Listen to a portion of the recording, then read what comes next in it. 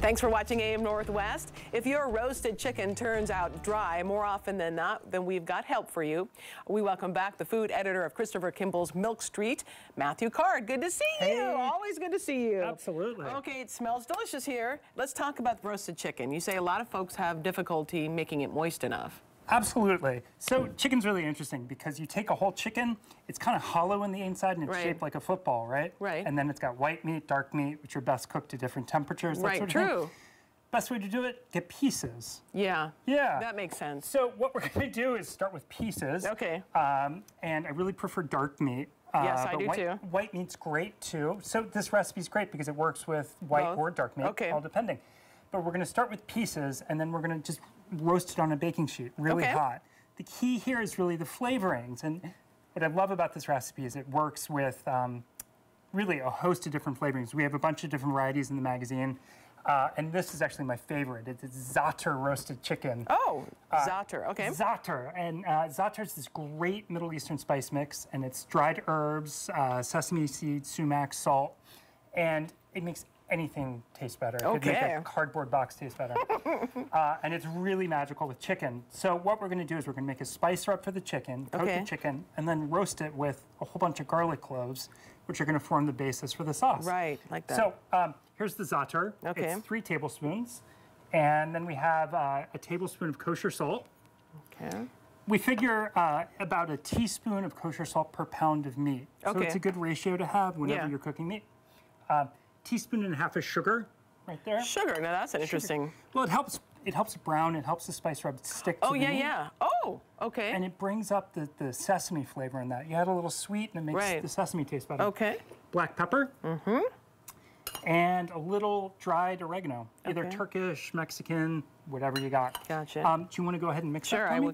I can do that. So, as I said, this works great with chicken thighs, chicken legs, chicken breasts, split chicken breasts. If you do want to do mix and match, if you want to do thighs and pork breast, then just pull out the white meat a little earlier. Let the dark meat cook a little longer. That makes sense. So you have that great spice mix.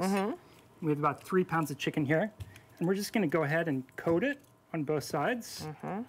And then we're going to arrange them on the baking sheet. So there you go. You can just do that. We can do this kind of quickly. You want me to try to do it? Oh, yeah. Okay. Fix my holes. Yes. We call this holidays, right? It's like painting. Yep. Even coverage. Even coverage. Okay. So 3 pounds of chicken, and we're just going to arrange them. We have one more piece. Looks like you didn't need to put any grease or anything on the bottom of the pan. Because the chicken's going to release its own grease, which is super flavorful. But you have it skin side up. I do, because that's going to roast, and that skin's going to crisp. Okay. Because chicken skin that's really crispy with spices on it, it's delicious. It is. It's hard to go wrong. I agree with you. Then here's the secret. Whole head of garlic, pretty much 10 cloves. You're just going to pile it in the center. What? That's it. That's all we're going to do. Just like that? That's all we're going to do. The garlic isn't going to burn? No. It roasts. It gets this really dark flavor. Okay. The way we're arranging it in the center with the chicken around the outside protects it, insulates it. Okay. So we're going to roast this for about 40 or 50 minutes. Okay. At what temperature? 450. 450. Okay. And through the magic of modern television. Yeah, let's pull it out. We have one right here.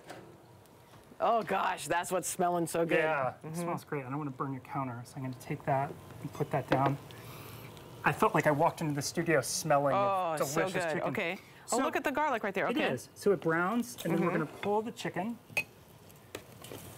And thighs, you want to cook to about 165 degrees. Look how perfect those garlic cloves look, too. I know, they're going to be great. And they're going to form the basis of our sauce. Okay.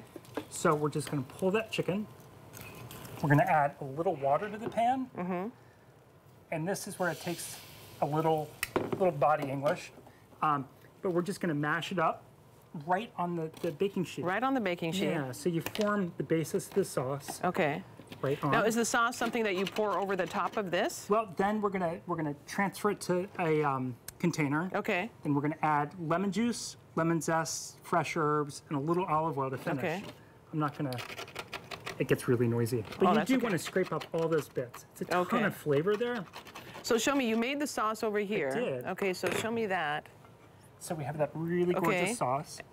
And we can go ahead and... And then do you pour it over the top, though? You do. We could do that or serve it on the side. Do you want to Sure. Spoon it? Well, I'm just kind of trying to figure out what you want to do here. You tell me. You're the expert. Well, we can just go ahead and spoon it right over like that. Okay. It's really gorgeous sauce. And it's really my gosh, thick that looks... with that garlic. Mm-hmm.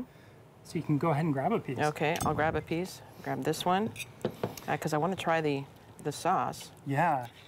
It's really, it's sweet and garlicky, but it's not overly strong, like raw garlic can be. Yeah. Okay, I gotta try it. Oh my gosh, it smells delicious. It looks good. Okay, there you go. So, as I said, we do it with the za'atar and the oregano and the pepper, but you can do it with anything you like. Any spice blend. That is so good. Matthew, that is fantastic. And the garlic isn't overwhelming in the sauce. It's really not. It's wonderful. It's perfect. Good. Oh, that's wonderful. Okay, we'll put the recipe on our website at katu.com. We'll be right back with more AM Northwest. Don't go away.